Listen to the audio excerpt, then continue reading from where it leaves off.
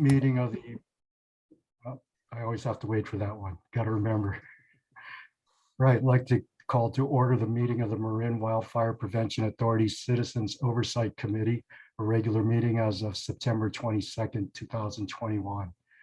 So at this point, I'm going to take a roll call. You can just affirm by voice. Kingston Cole. Here. Larry Minikis. Here. Stephen Keese. Here. Lucy Dilworth. Here. Rebecca Suggs. Here. Pat Randolph. Here. Max Perry. Here. Carolyn Longstreet. Here. And myself, Larry Chu. Mark, before we start, did you want to make any introductions for staff or other guests? If it works for you, I was just going to do it during the executive officer's report. Okay, that's fine. All right. Does anyone have anything they'd like to have adjusted on the agenda tonight? Larry, I do have an urgency item to bring to the Citizens Oversight Committee. The communications team is putting together our annual report, and they've requested a written statement from the chair of the Citizens Oversight Committee. And the timeline of when we would like to have that written statement is before our next Citizens Oversight Committee. We received a request after we published our agenda, and the deadline is before our next meetings. So we would like to add the agenda item of reviewing and looking at what, or authorizing the chair to speak on behalf of the COC in the NWPA annual report. Okay. What I'm going to suggest right now is that we add that item to probably 7C, since it's going to be an action item. Well, those are committee reports. We don't have like business items. Okay, we'll add it and make it 8A.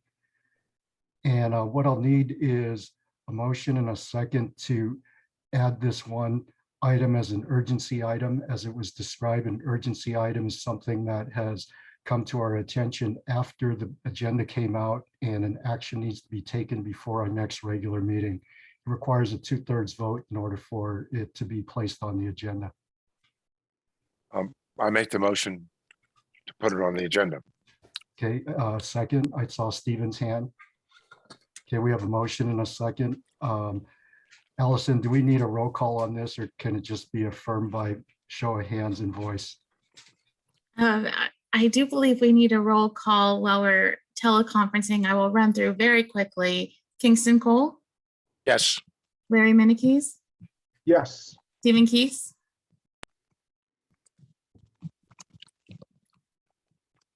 Stephen Keese? Stephen, you're on mute.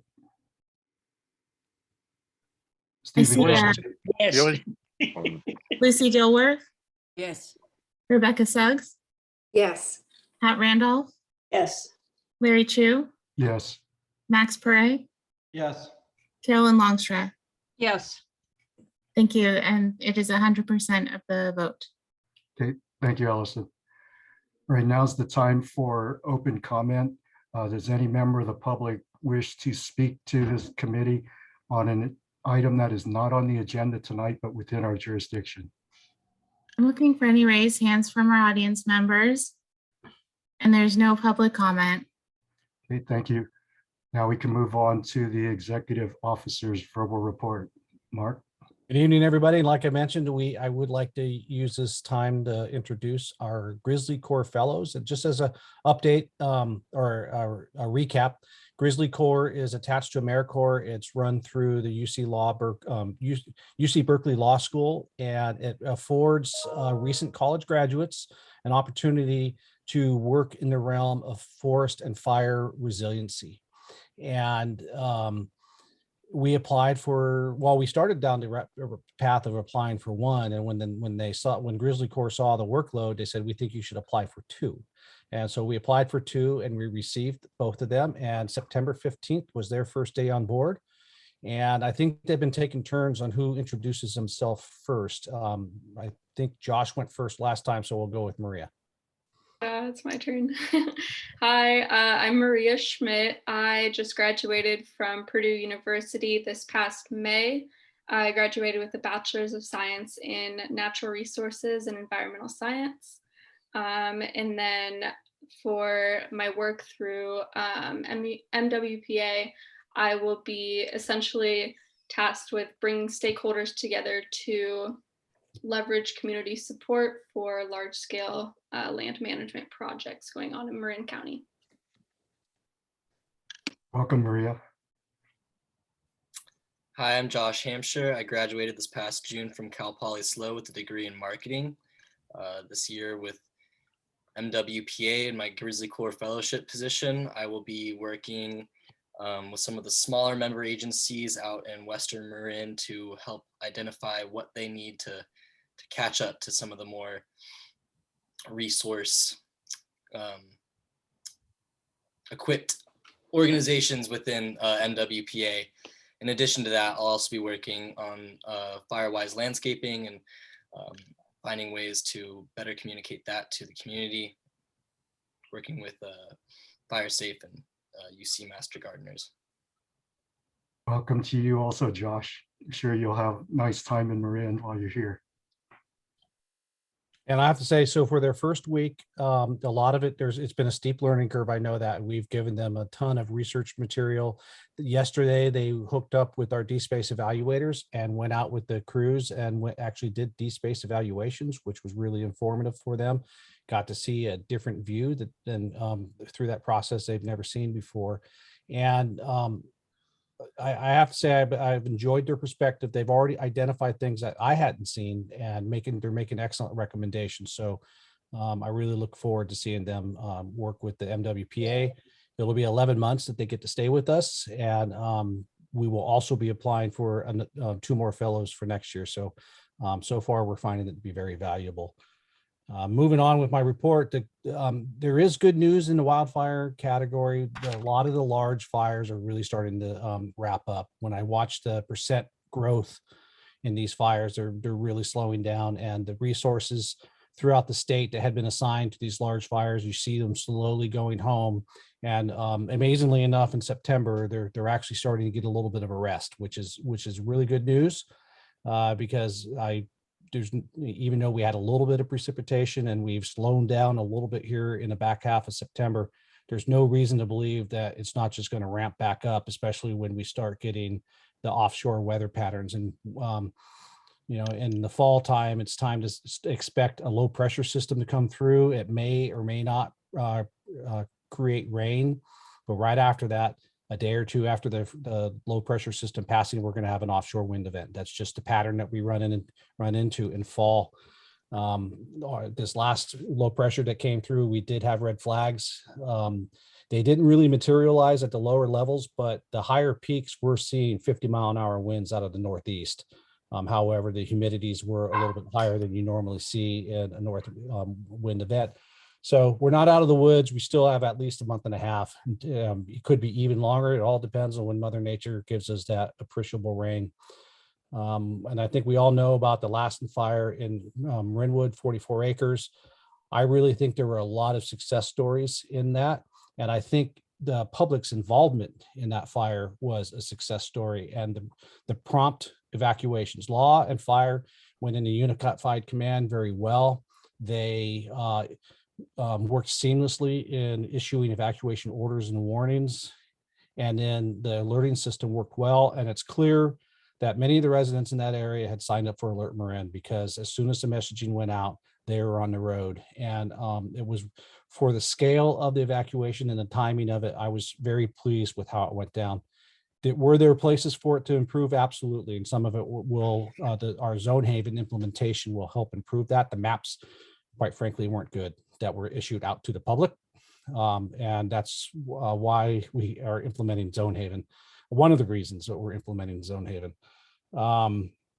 As you know, there were a couple, as you probably know, there were a couple fires in southern Sonoma County yesterday and today. And the primary fires that we see in southern Sonoma typically are wind-driven grass fires. And today, with that first onshore push, that's usually when we see the more aggressive ones, and that's what we had down in Sonoma.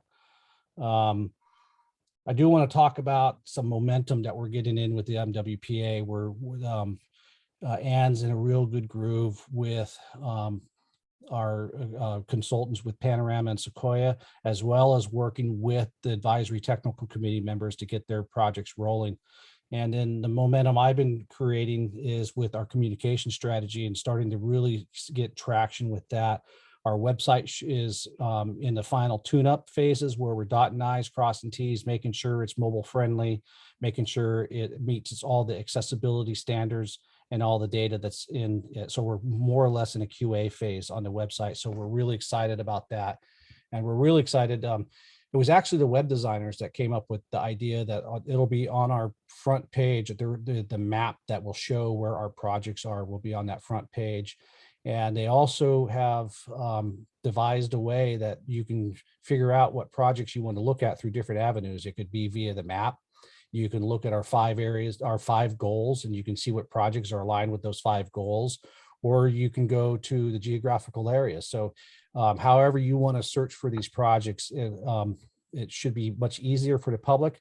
And I hope much easier for you guys when you do your next annual report, that you'll have a little bit easier time tracking down the work that's been done for your report. And then we have, we'll be issuing our own annual report separate from what your annual report consists of. And that's what we're asking for the urgency item today. There's a welcome paragraph from Bruce, a welcome paragraph from me, and we thought it would be great to have a welcome paragraph from the chair of the COC.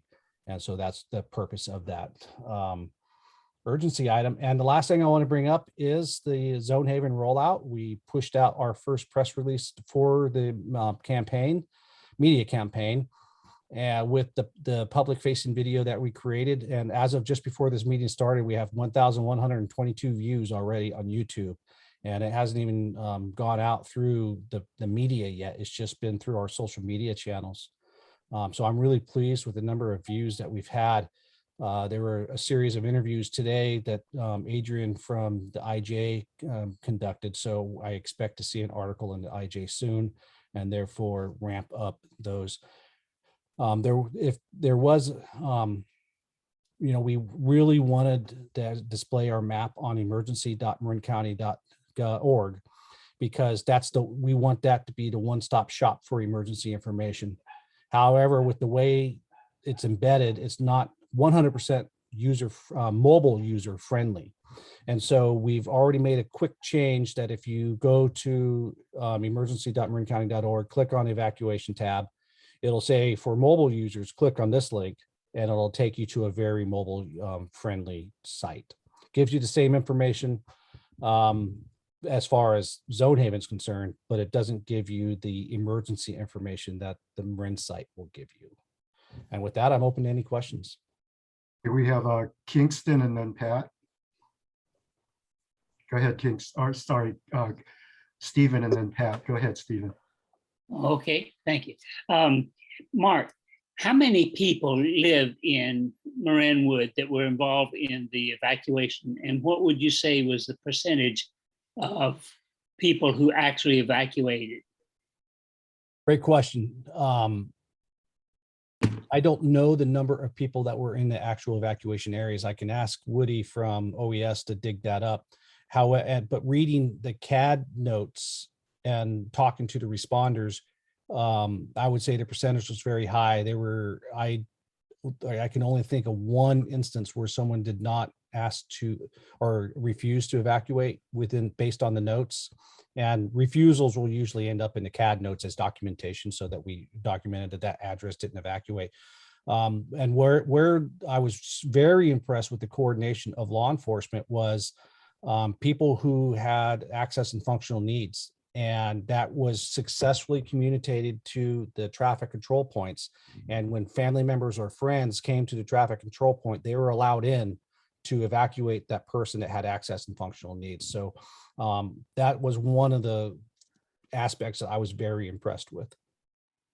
Would you guess that there were 100 people, 500 people, 20 people? What? I'm trying to compare it to our neighborhood and some others, Sleepy Hollow and some others. If I had to guess, I would say there were, by the time the second round of evacuation orders went out, there were 100 residences or 100 properties that were involved. That's a wild guess. Okay, Pat, go ahead, and then Carolyn. Mark, I concur with your guess at numbers. I was at the UC Marin Master Gardener annual meeting yesterday, and both Julie McMillan and I spoke to a lot of people, and there are several people who lived in the Marinwood area, and they spoke very highly of everything that happened. And several people that were there evacuated, and were also very impressed by the things that you mentioned, Mark, in the video that you did for Fire Safe Marin Wildfire Watch, on the number of aircraft and all the equipment that was there. So it was very impressive and a good lesson for all of Marin. Thank you. You also got to see CAL FIRE's newest rendition of their firefighting helicopter with that with the Blackhawk, or the CAL FIRE. They have, because of licensing, they have to call it the CAL FIREHawk. They can't call it anyway. But that we're fortunate that the third helicopter of that variety is the helicopter that's immediately to our north, which the helitack base is called Boggs Mountain. So we have one of the largest and most state-of-the-art firefighting helicopters responding to Marin on every one of our vegetation fires now. Okay, Carolyn?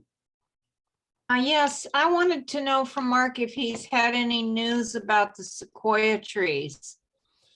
Where everything I've read is positive. They wrapped the trees with aluminum, and then they started doing some low intensity back burning within the area of the sequoias to keep the intensities low. So there's a lot of optimism, and it's just what I think I mentioned in the ESP meeting yesterday.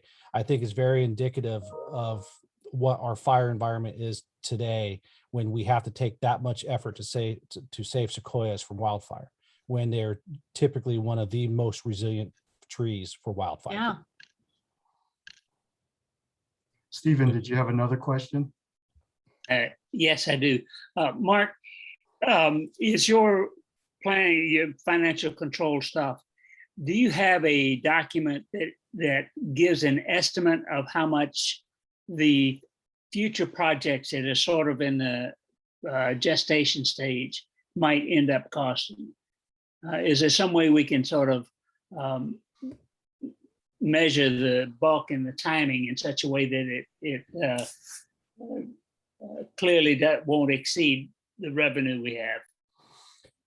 I don't think we've grown enough and learned enough from what we're doing to give you an accurate estimate. I think we're going to have to go through a couple, 2 to 3 planning cycles and budget cycles until we can gather that information to really see what our cost per acre may be, or cost per, we're just not there yet. I think we're too immature. Mark, I talked to Mayor John McCauley about 1.5 years ago, and he was working with Google to do some evacuation planning in a way that they were going to track how people move. If you have any knowledge about that, can you describe what they're doing this weekend? Oh, it's beyond ambitious what they want to accomplish, and I'll be impressed if they pull it off in a way that they've planned. And that's not a criticism. I like how aggressive they are, and as ambitious as they are with this, but they're actually going to try to create relief valves, as a lack of a better word, that when there's congestion on a main thoroughfare, divert some of that traffic into a holding area, let some of the pressure out, let that traffic evacuate, lessen, get the pressure out, and then reinstitute the people that were put off into these holding areas. And be able to do that in an exercise will be a phenomenal effort. And I really look forward to seeing the information that we get out of it. But if we don't practice this way, think about trying to get people to do that during any real emergency. Oh, by the way, you don't get to go all the way to 101. We're going to hold you in this parking lot right here. So practicing it now is absolutely a phenomenal idea. And then to take that evacuation modeling a step further, what I neglected to talk about tonight is a partnership that we have with UC Berkeley and Zone Haven, that UC Berkeley has secured funding to do evacuation modeling in 4 of our communities here in Marin. And they worked with me to select the areas. I selected them based on trying to spread out through Marin and get different fuel types, different terrain, different densities of housing and demographics, so that we get an idea of what type of behavior and flow of traffic that we can expect. And then they want to use what they learned from our study to apply it throughout different regions in the state. Okay, thank you. At this point, would any members of the public like to ask any questions of the executive officer? And Larry M. has a I'll come question. back to you then, Larry. Sorry. It's a very quick question. Mark, which department at UC Berkeley, who are working with UC Berkeley out of curiosity? Being you, I forget her last name, and I'll have to. It's the group that's been working with Bolinas closely in their modeling. So let's see. You can get Zhao and Kenichi Soga. Thanks, Mark. Okay, do any other members of the committee like to ask Mark any questions? And Allison, we had no members of the public that wanted to ask Mark any questions. That's correct. Okay, then we can move on to our consent calendar. We have one item on the consent calendar, and that's approval of the minutes for our August 25th meeting. Would any members of the public like to remove that item for additional discussion? Looking for any raised hands, and there is no public comment. Any members of the committee like to pull that for additional discussion? Okay, seeing none, I'll just take a motion and a second on approval of the consent calendar, which is the minutes. We see Stephen's hand is up for motion. Pat, second. All right, we'll just take a voice affirmation on this. All in favor, say aye. Aye.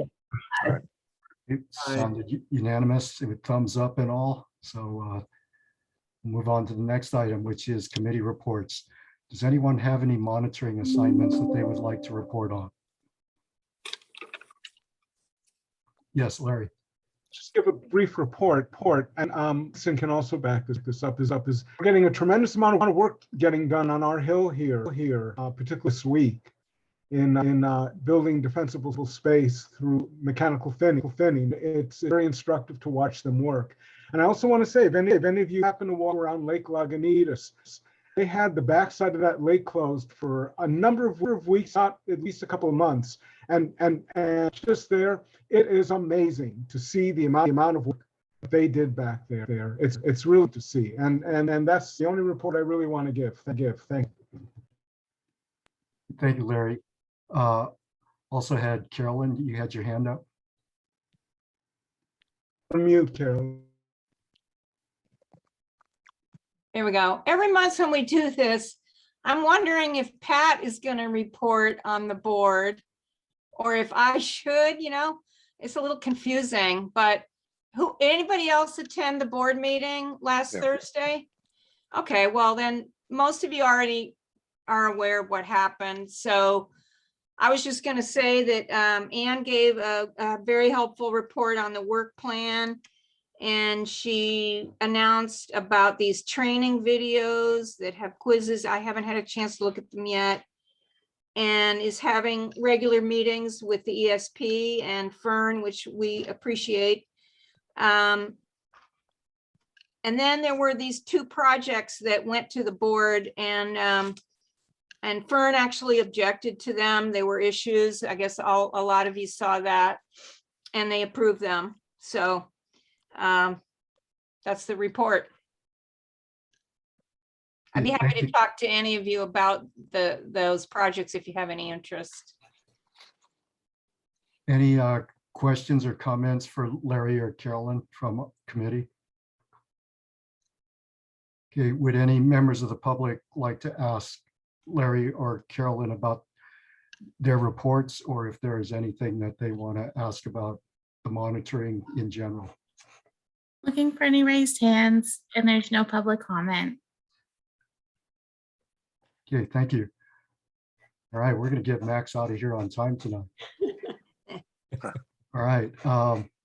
The next item on our agenda is just to go through and see if we can get some reports from the various subcommittees that we had formed the last time. I had just sent out a simple couple paragraphs just to get you thinking about, some of the things that you might want to discuss or report out on. But, Finance Committee at this point, we have not met for a couple months. We're still waiting to receive information. I'm just going to kick this to Mark and see if you have any estimates that's changed since the last time. You thought might be able to get it around the end of September. I haven't got a sense of progress yet, but I have been fielding questions, and I've been working through Elisa to fielded questions from the auditor that I've been answering. So I do know that they're actively working on it. Okay, thank you. I'm going to turn it over to people on the work plan.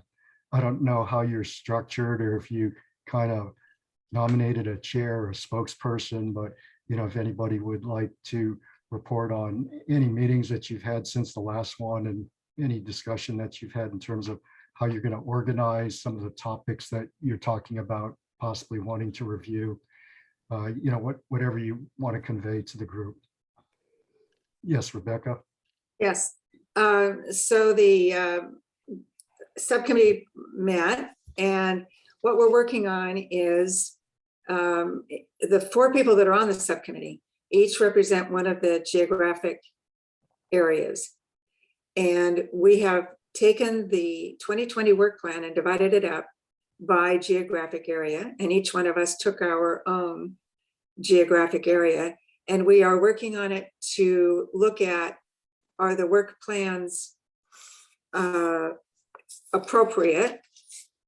And have they been completed?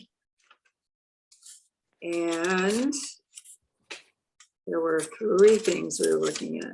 And, is it new? We're also looking at the finances of it to see, did they spend the money they said they were going to spend? And is that amount look appropriate? And then is it new or is it not? And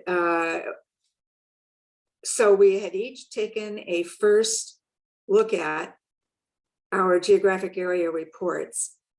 What we did realize as we were doing that is that there are 2 areas that are not represented on our committee, nor would they be because we have a subcommittee, which should only have 4 people on it. But the central Marin area, which Larry Chu, you represent on the COC, isn't covered. And then Fire Safe Marin, which has a pretty big chunk of percentage-wise of the work that was done last year, is not represented. So we'd like to ask, Mark, I'm not sure, we knew we couldn't just write them a note and say, could you do this? Because that might count as being on the committee.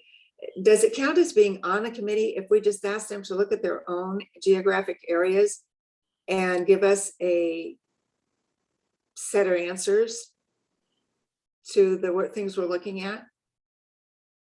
I'll double check with Megan and council, but I would think a data request with providing data, simply providing the data that you're asking would not add that person to that ad hoc subcommittee. You're just simply providing information.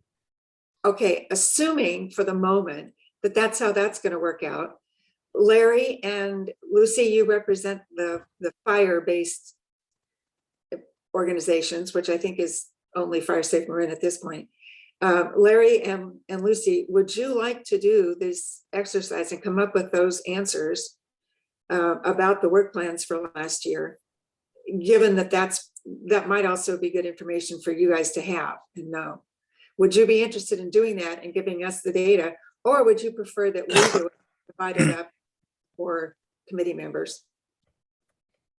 I'll speak for myself. I'm fine taking the questions you want to ask and going out to the jurisdictions within the zone that I represent. I'll give the information back to Mark so that it Yeah. goes through staff rather than through the committee, and we can avoid any Brown Act violations. Good. And Lucy? As I think about it, I think a lot of this information has actually already been reported, and I don't know that I would have any more access to any reports than the subcommittee would, in the sense that if it's out there, it's out there. Yeah. I also think that fire safe Marin is a different category. It doesn't have to, for instance, be doing a new project. It's not one of the existing jurisdictions that had the same Measure C obligations. I suspect, my instinct would be to say that the subcommittee should do it, but that it hardly needs any review because it's been so disclosed. I think every time Rich Shortall meets with the committee, with the board and Fire Safe Marin, these projects are disclosed and updated. Okay, thank you. And I think that's probably true. So for the moment, until we hear back from Mark, what we'll do is we'll leave it that Larry Chu, as soon as we hear back from Mark that it's okay for us to ask you to do this, that would be great if you could for your geographic area for Central Marin. And then the next time our subcommittee meets, we will discuss the Fire Safe Marin info. And I do think, Lucy, you're right that a lot of it's probably right there in the monthly reports from them. And thank you both. So questions back for the full COC. And I think that these are issues that the four of us didn't feel comfortable just assuming you would all agree with us. And we thought it would be easier just to ask you in the committee than to submit a question through email and through Mark and come back with answers. If you think it's inappropriate, say so. Here's what we're going to ask. Number one, do we need sworn statements for the declarations on each program to say, no, we're not duplicating work, it is a new program, and what about it is new? And do we need that to, instead of just right now, what they're doing is in a description of the project, there's a line item that says declaration, and the declaration says something like, this is a new project, it's never been done before, or this is replacing something that we have done before, but we had to stop doing it because XYZ, or it's adding to an existing program that we don't have enough money to do for everybody. So in that declaration, do we need a sworn statement, or are we just going to accept a declaration that somebody said so? Mark, we had talked about having attestations drawn up. I can't remember, was that something the committee was going to do, or was that something that you were going to work through with Megan? It was something that we were going to build into the process of building next fiscal year's work plan. So I think for this last work plan, that we'll have to do it retrospectively. And do you think that we need a sworn statement, or is the declaration sufficient? Is that a question for me or for the committee, Rebecca? I think it's for you, Mark. Sorry. I think it's, I'll be honest with you. I think it's personally, I think it's a question for the committee. Okay, great. Question for the committee then. Nate, Lucy, did you have an opinion? Well, I think the way it was originally envisioned was that it would be a sworn statement because of the gravity of the the act of swearing, and that it would be incumbent on the electeds who were swearing it to really have made sure that this in fact is the case. And that is the way I had always understood that it was going to be organized. And does anybody else have a comment about that? Stephen has a hand up. Stephen, Yeah, I think when we were originally thinking about it, it was that we would have the mayor and the town manager both sign. And I don't know whether that constitutes a sworn statement or just an attestation, but their signatures would be on the statement that it was either new or an expansion or a replacement for good cause, something like that. And that's all. But not every jurisdiction has a mayor and a city manager in the fire jurisdictions. It's true. yeah, but the fire jurisdictions have an executive officer who would be like the manager, and they would have a chair of their board who would be the top elected official. So really, that's what we're looking for. And other comments before? Let's see, Carolyn has her hand up. I do too. I've had my hand. Yeah, I just wanted to agree with Lucy. I mean, I remember pulling up the language in the JPA, I think it is. And it was formal enough. I don't remember the exact wording now, but it does suggest, you know, a sworn statement of some sort. It should have a witness. I don't know if we have to go so far as a notary public. But I think if we have two from each jurisdiction signing, then that would be, they can be each other's witnesses, I guess. So then it presents a practical problem of somebody has to draft up a form and somehow we get it out to all the jurisdictions. I guess we need to list the projects. You know, we've got to figure out how to bring this about. I don't think we can accept the statements on the work plan forms. You know, they're not identified to a person, you know. Doesn't say who is making the statement, so. Right. Carolyn, if you're asking for the equivalent of a notary, usually the jurisdiction's clerk would certify it. Right, true. I'm not saying, I mean, it's fine with me if others think we should have that, but I think a witness is probably acceptable. I can, based on Carolyn's comments got me digging into the JPA, and I did find a spot where that language is. If it can help this conversation, I can read it to you folks. Go ahead, Mark. So it is in section 9D of the JPA language. I'll skip the first part of the paragraph and get to the part that counts. And that is, members must certify that the tax measure proceeds are used consistent with the purpose of the authority and that the tax measure expenses result in a higher level of service than would otherwise be provided by the member. Yeah, and that's the word certify there, I think, is what flagged it for us in the original conversation. So. From a governmental standpoint, I'll check with you, Mark. Would it be enough for the governing body to pass a resolution stating that they're in compliance with, you know, this one statement? That's a good question. And I'm adding it to my list for Megan. Okay. And would you be saying, Larry, that yes, we're complying on all 3, 6, 9, 12, 14 of our projects? Or are we going to on every single project?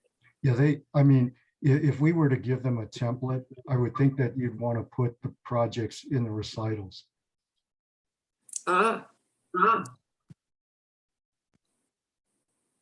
Okay. Yeah, I see Larry's hand up. Before you talk, Larry, I don't know if there's a way for you to change the color of your hand raise, but it's brown and it's right on top of a tree in your background. So that's why I can't see your hand raised. I'll figure it out. Okay. So I'm going back to earlier of our conversation, which was, should we have a declaration or a sworn statement? And I got to be honest with you, what is a declaration? I'm not sure I understand the difference. And I'm thinking business terms. Okay, so when I was in corporate, I signed something for purchase, for purchase order. That was me. I'm responsible for that. So I'm anyone who signs off on this, you're in a position of responsibility, and you're putting signature on that. So I'm wondering if that is just enough.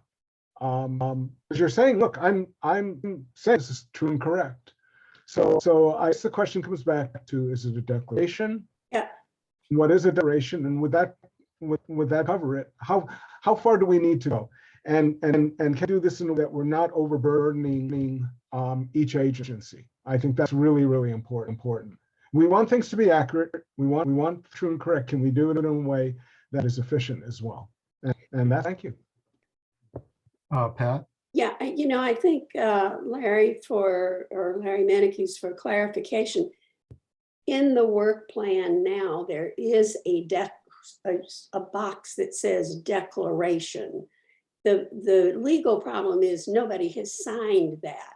So I think all we're really asking for is someone to sign attesting to they are the person putting their name to this declaration. So it's just attaching a name, a person, with what in a way is already there. If they want to expand on it, that's fine. But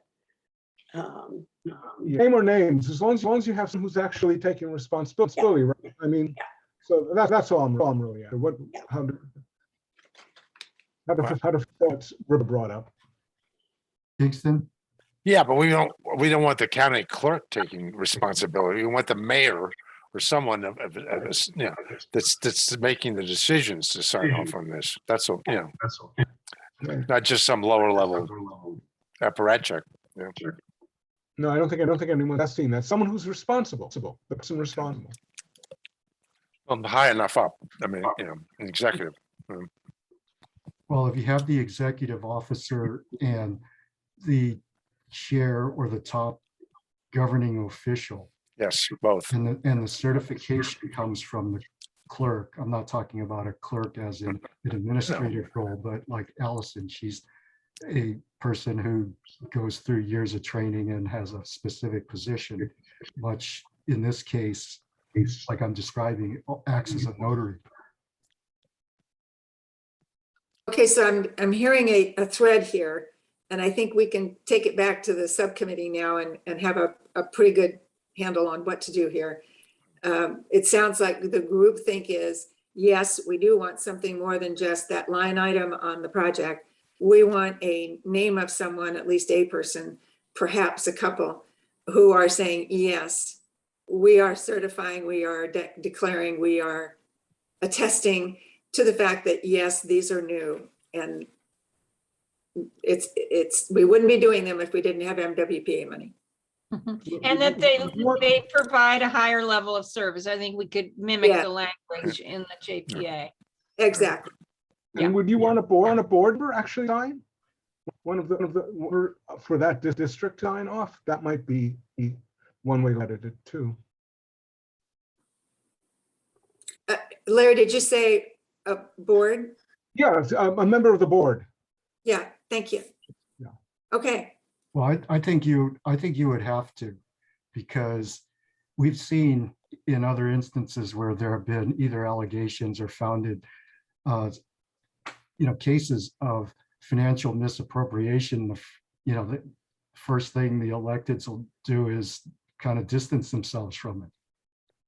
Right. So, you want accountability on both sides of it.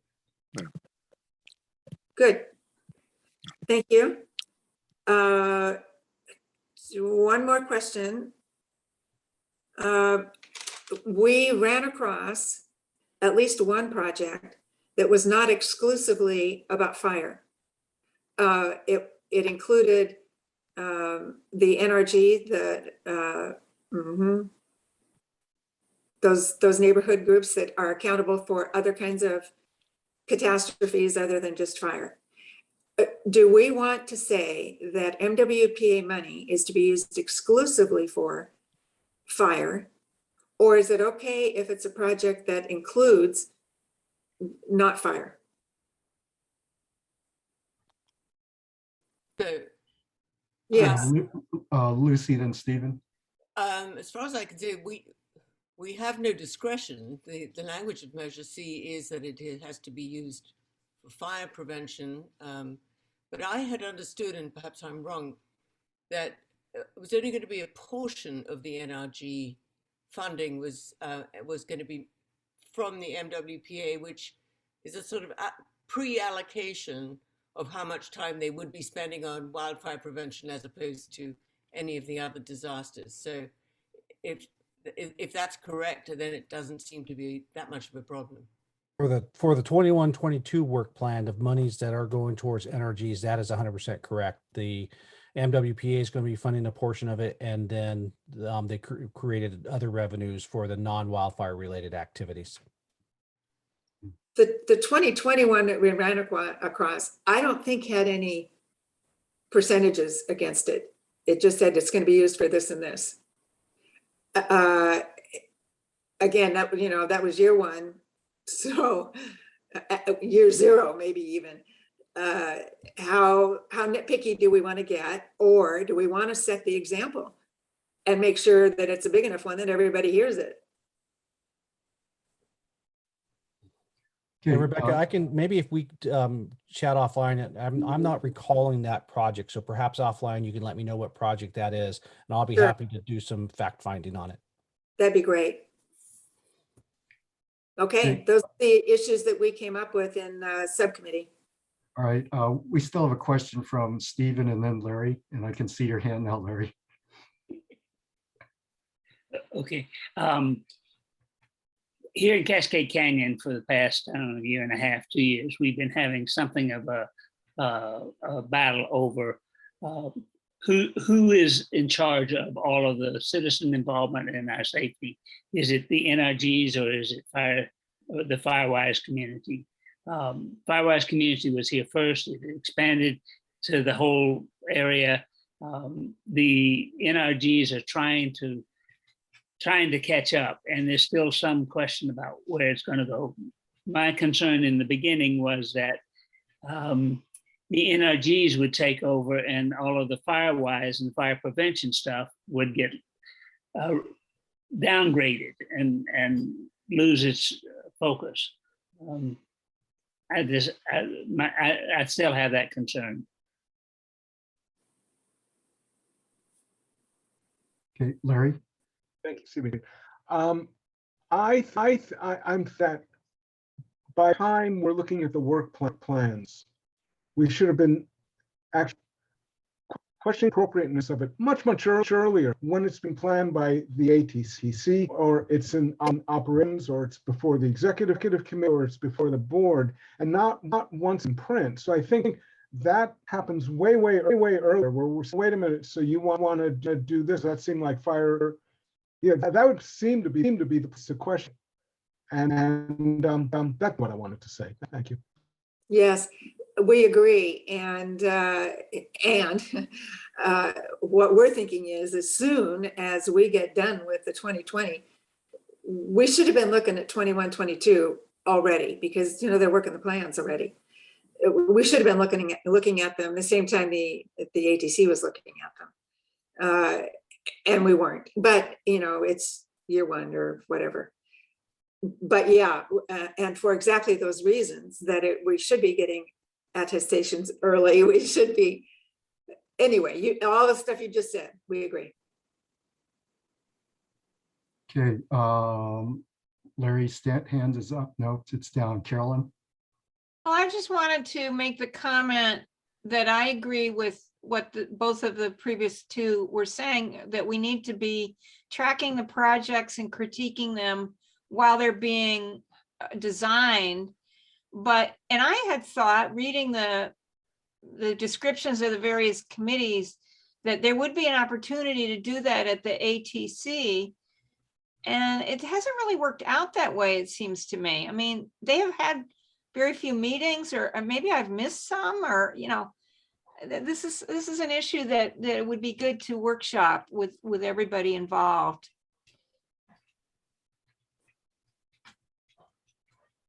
Okay, If I may, Mark made a comment at a previous meeting that the AC nearly seasonally, and you'll fill this in, and that they'll probably meet like November, if I recall you saying would be this meeting.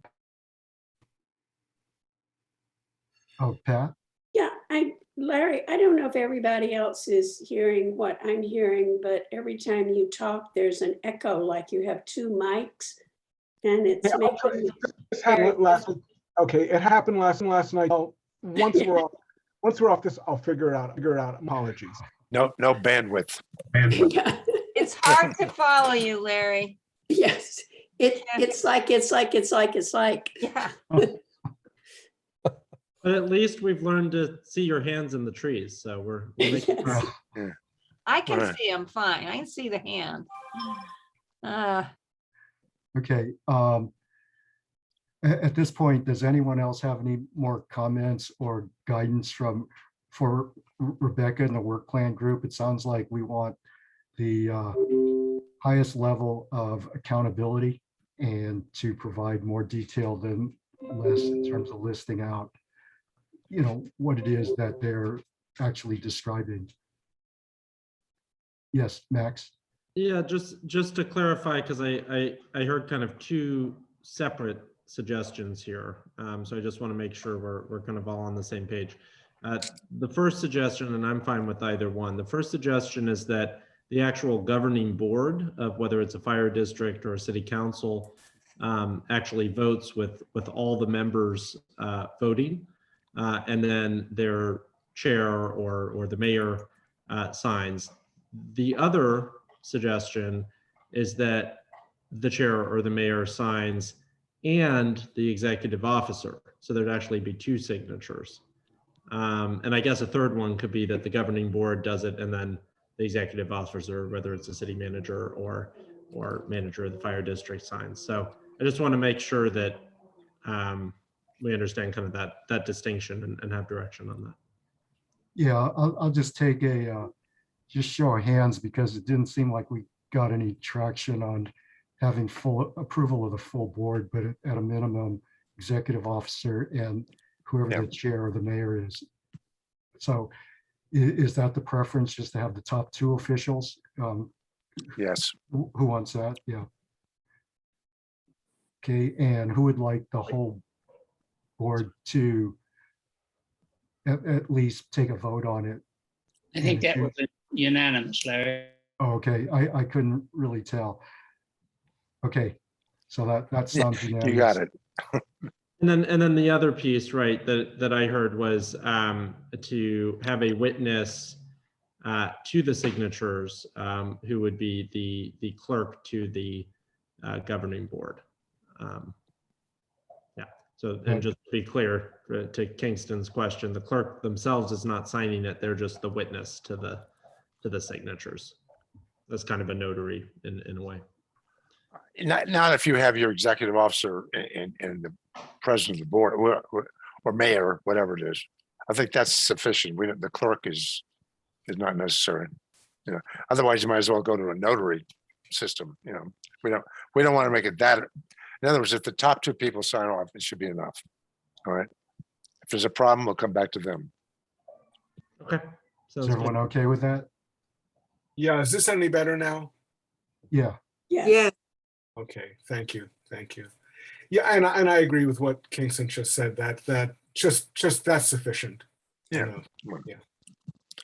Okay. Thank you for the clarification, Max. All right. Any members of the public like to address the work plan committee? Looking for any raised hands from our audience members, and there's no public comment. Okay, we'll move on now to the committee that is reviewing the transparency and open government practices for the MWPA. Hi, yeah, I was traveling to a couple of events this month, and Lucy absconded to England. So we really didn't have a chance to get together. I sent out one email just to the four members or three other members about my, one transparency item was about the website and how it would be designed. And it seems to me that's the area where we're going to be provide the most transparency to the public, and just my interest in making sure it's going to be a great thing. What I heard from Mark just in his report gives me great solace. I mean, it looks like it's going to be fabulous. But I think that's one of the things we want to look at. Larry Minikis came back. He had his own thoughts on that. So I'm going to let him, we haven't had any meetings. We will get to it. All right. Next month. And Larry responded to my email. And I think he should speak his mind on it. Okay. Larry. Go ahead, Larry, if you'd like to speak. I have nothing to add at this point. To be honest, I've been really tied up with water this last month and the whole drought thing. And my attention has really been there. I have to be honest about that. We'll put together an organization structure. All right. I'll get going on it. Okay. Next month, we'll have something to report. All right, great. Thank you. Welcome. Oh, yeah, we all are busy and have day jobs and other things too. Okay, and the group that is creating the annual report, do they have anything they'd like to report on? I would say the same thing. I think that committee is Kingston and Lucy and myself, and knowing that Lucy was in England, we didn't do anything. And knowing that that's the kind of last thing to do is put all this together. But we will get together soon. Okay. Summer's over. Time to go back to work. Yes. August is always a tough month. Yeah. Mark? I did want to pass along to this subcommittee that our communication specialist was inquiring if you would want her support in creating your annual report. And we would have to balance that with her workload. And I fully support, if she has the bandwidth to support you guys with that report, I fully support that. But I did not, I wanted to make sure you guys, that's what you guys wanted to go, instead of saying, hey, we're going to write this, Well, I'm sure we'd appreciate as much help as possible. Exactly how the process will work, though, of course, is not clear to us. So if she's willing to stand by and we can consult with her, that would be terrific. Sounds good. Well, that's good news. Thank you, Mark. Yep. One last opportunity for members of the public if they'd like to address any of the last two subcommittees or go back to the work plan. Looking for any raised hands, and there's no public comment. Okay, thank you. All right, the last item on our agenda was something that we had added, or not last item on the agenda, the next section, informational, is to get to our urgency item. As you know from our bylaws, the chair's only responsibilities are to facilitate the meeting. So since I am not in a capacity to act in behalf of the committee without any discussion, as you heard from Mark, they're asking that the committee chair just write a simple 200-word statement as an introduction to the annual report. And I'll kick it to you, Mark. Yeah, and thank you for including the 200-word limit. And so Larry did take the opportunity to jot down some notes, which I've put here, and it's 198 words. So we are at the 200-word limit. Well done, Larry. But I won't read it to you guys. I'll let you guys read it. And then Larry, I'll let you facilitate the conversation. Yeah, I see Larry's already got his hand up.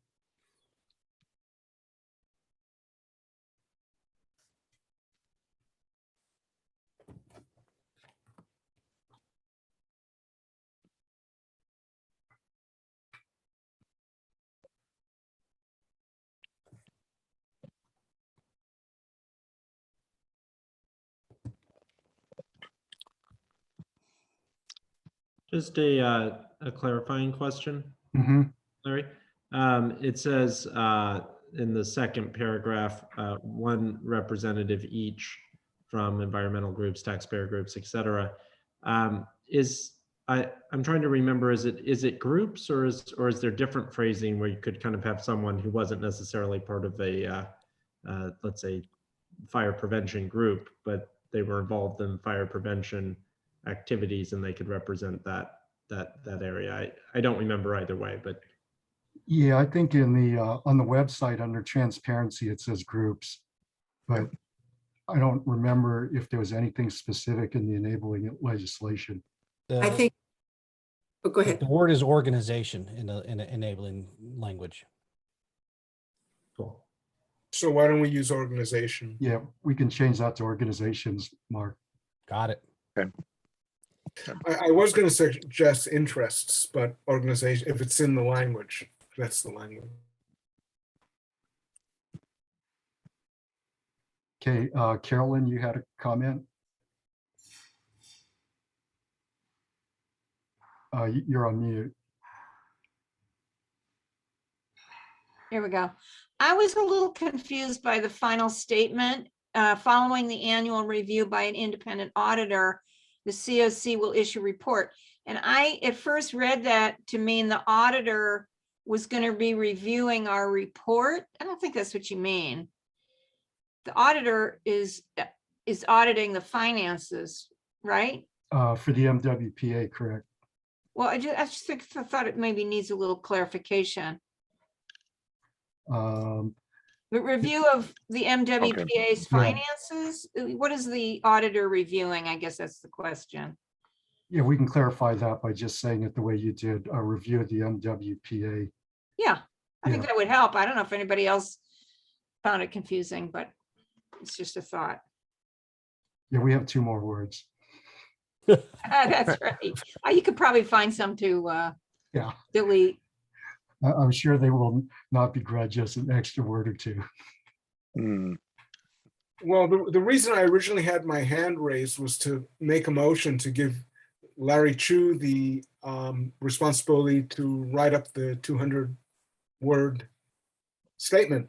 I think that's kind of what you were asking for, Larry, at the beginning. So that's where I was starting, but you've already done it. You're way ahead of us. So that's great. Yeah, I so like finances there. That's good. I'll let the rest of you just kind of wordsmith it so you feel that you're comfortable with seeing this in print. I read it. I don't need to smith it. It looks really good. Yeah. Make a motion that we accept as written. I think I move, we accept as written. I second. Okay, motion and second. All in favor, say aye. Aye. Aye. Okay, Mark, looks like that's unanimous. And, once you just give it one more quick once over, and if it looks good to you and the terminology is correct, citing the correct document like JP agreement, then we're good to go. Sounds good. And I'll ask for leeway for 2 extra words. Okay. No, it's down to 1. Finances. May I suggest if there's any like really minor changes, you don't have to come back with the document. Because it's pretty much complete. Yeah, grammatical syntax. I would, if it's anything above grammatical and syntax, I'll reach back to you guys. Okay. All right, so we are now down to the point in our meeting where we finished all our discussion items and business items. At this point, just check to see if anybody would like to check to see if anybody wants what they want to have on next month's agenda. And I know, Lucy, you had brought up a question last month about wanting to have a discussion about, now I just blank kind of like mid-sentence. You wanted to know about how the money might be spent in areas that are not within Marin, but not within the jurisdiction of the 17 member agencies. I don't recall that I brought that up, but It was part of the work plan thing. It's an interesting topic. I'd be happy to have it discussed. I don't know that. Sure. I mean that I would go for that as a discussion item. Yeah, and I'm also bringing it up also because a board member approached me about that, I see. wanting to get clarification on it, and she approached me as the chair of the COC and asked us to have that discussion. And I didn't want to put it on this agenda because I think that Mark and his staff would probably need to have some time to collect information on it. I know it sounded like the board has already had some discussion about it. So, Mark, would you have enough time by next month to be able to allow us to have that discussion? I believe so. Okay. And Then, Larry, could you repeat what the issue is? Yeah, Yeah. right. the question came up as to, well, Lucy raised the question more broadly. She said, can we be, doing these projects, outside of, I can't remember what word you used, but I'm going to use my words, outside the jurisdiction of our 17 members. So where it came back from a board member was specifically GGNRA, state property, and MMWD property. So, I'm not going to give any opinions on that because we don't have it on the agenda to discuss, but Mark, maybe one of the things you can do is I'll shoot you at least the Measure C language and anything that you might have discussed with the board, and then you can get that out to the group so that they can do it as homework. Give them a little bit of background for our discussion next month. Absolutely. Okay, are there any other topics that people would like to add to the agenda? Yeah, Larry. Yeah, I raised this with Mark after the board meeting. And those of you that stayed through the board meeting, Bruce Goins gave a really good presentation on the change in canopy due to the second year of drought, and actually had some NASA photographs taken to show what's changed. It was unfortunate that it was at the very end of the agenda because he had to rush through it and there wasn't a Q&A, and it is a really valuable presentation and something that I think the COC would find valuable as well. So I'd like to suggest that we add that to the agenda, assuming Bruce is available. I don't know what his schedule is, but that's my suggestion, is to bring his presentation to us. Yeah, is that something that you want to ask him and see if he's available for whatever our next meeting date is? Sure, I can do that. Or Mark, either one of us can do that. Yeah. Yeah, then if you happen to do it, you can let Mark know and then he can just add it to the agenda. Okay, anybody else have anything? Do members of the public have anything they'd like the COC to address? Looking for any raised hands, and there's no public comment. Okay, no public comment. In that case, I'll take motion to adjourn. No, let's let Max do it. Let's let Max do it. He needs to get out of here. Well, I've mentioned before, I think we go off of the rules, and I'm blanking on the name of the rules we go off of, but you don't actually adjourn the meetings, you just end. Well, let's see, we use Roberts. Is that? No, Oh, I think no, we use Rosenberg. Rosenberg. And Rosenberg, you don't actually just adjourn, you just you just get end. to say goodbye. All right. Oh, well, in that case. I did not know that, and we've always used Rosenberg in Larkspur. Well, I'll move to adjourn anyway, because it's always fun to move to adjourn. It's sometimes the best part of a meeting, if I may say humbly. Okay, well, Larry made the motion, Kingston second. If there are no objections, we are done for this meeting. Thank you, everyone.